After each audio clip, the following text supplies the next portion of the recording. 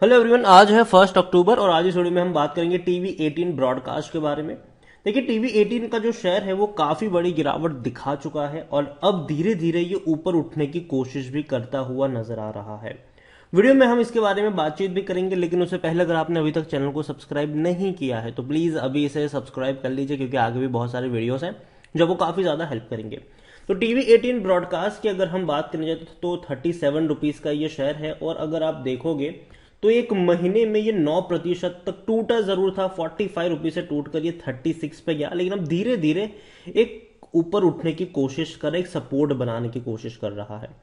अगर आप एक साल पर नजर करें तब तो गिरावट डेफिनेटली 13% की ही है, लेकिन हाई जो लेवल था इसका वो था 80 रुपए का।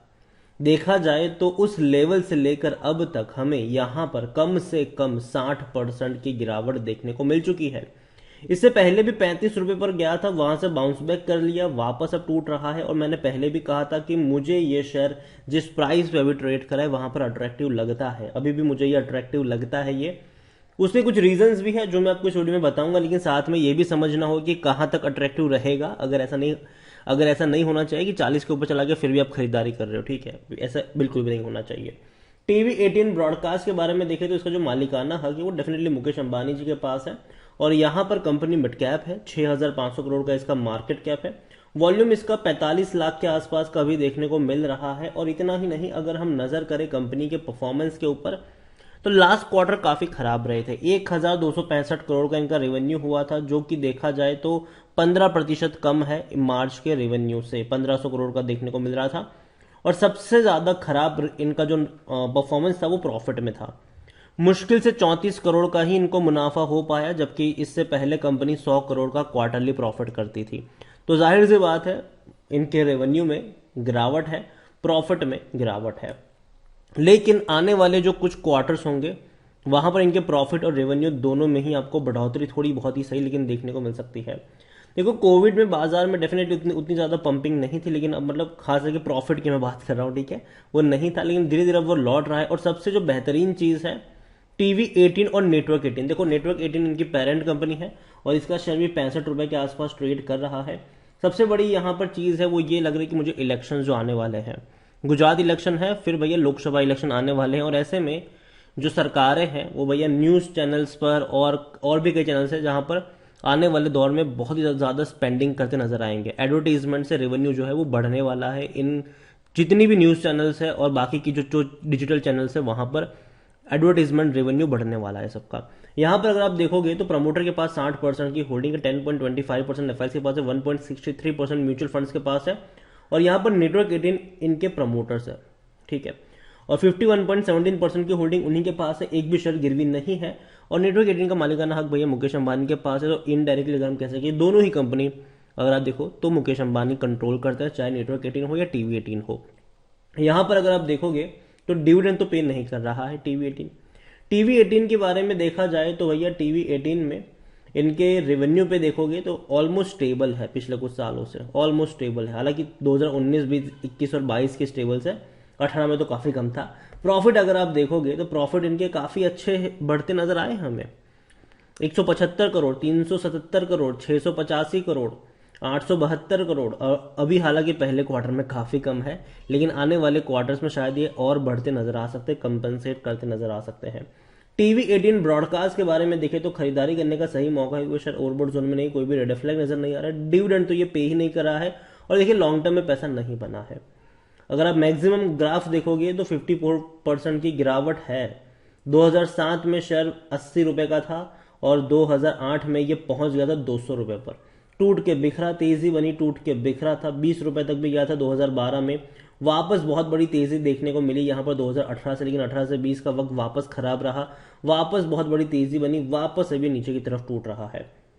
और वापस अगर टूटेगा तो मौके भी बनेंगे बाइंग के। टीवी 18 की जो पेरेंट ऑर्गेनाइजेशन है वो नेटवर्क 18 और रिलायंस इंडस्ट्रीज है और इनकी जो सब्सिडरीज कंपनी है वो वाईकॉम 18 है, जो डेफिनेटली आपने देखा होगा कि कई सारे फिल्म प्रोडक्शन में इनका नाम सामने आता है, फिल्म और वेब सीरीज में इनका नाम सामने आता है।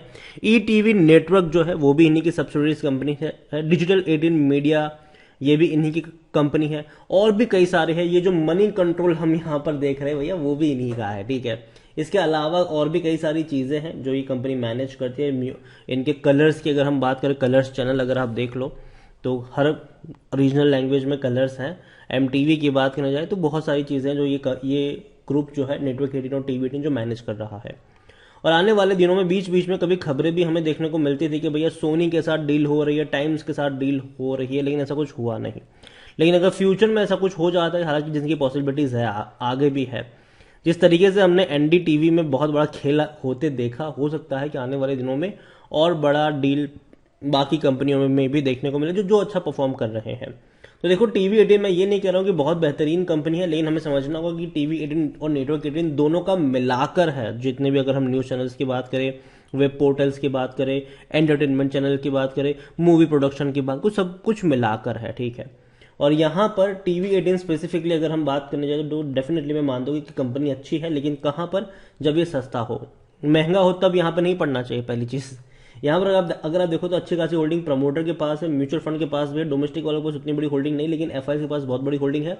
रिटेल्स और अदर्स के मिलाकर 27.63% की होल्डिंग है।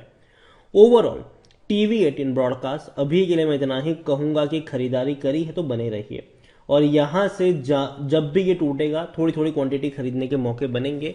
और आने वाला जो वक्त होगा वो डेफिनेटली इस जो सेक्टर है, मीडिया का जो सेक्टर है, वहां पर अब धीरे धीरे बड़े बड़े उद्योगपति भी भैया यहाँ पर पैसा लगा रहे हैं, कंट्रोल कर रहे हैं उसको, और आगे ये और बड़े पैमाने पर होता हुआ नजर भी आएगा आपको।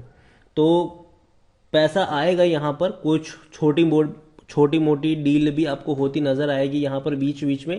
तो देखो, यहाँ पर ये समझना होगा कि अगर कोई अनाउंसमेंट आ गई तब तो फट जाएंगे शेयर, लेकिन अगर नहीं होता है तो धीरे धीरे ये एक ही रेंज में ट्रेड करते नजर आएंगे, लंबे समय तक कंसोलिडेट करते नजर आएंगे, और अगेन सस्ता होगा, खरीदारी के मौके बनेंगे। इलेक्शन वाला जब माहौल आएगा, लोकसभा इलेक्शन वाला जब माहौल आएगा, तब डेफिनेटली ये मीडिया हाउसेज जो हैं, जो मीडिया से जुड़े हुए जो शेयर्स हैं, उसमें कहीं ना कहीं आपको थोड़े बहुत बाउंस देखने को तब मिल सकते हैं। तो टीवी 18 के अलावा एक और कंपनी है, वो है नेटवर्क 18, 64-65 रुपीज का शेयर है। और ये भी भैया टूटा तो है, कहां से टूट कर 115 रुपए से टूट कर नीचे आया है ये, और 60 रुपए के आसपास अभी बीच में गया भी था, बाउंस बैक भी किया था इसने, वापस 75 पे गया, वापस टूटकर वहीं पर आया था 60 रुपए के वापस, मतलब 60 रुपए के आसपास गया, वापस वहां से बाउंस बैक कर लिया।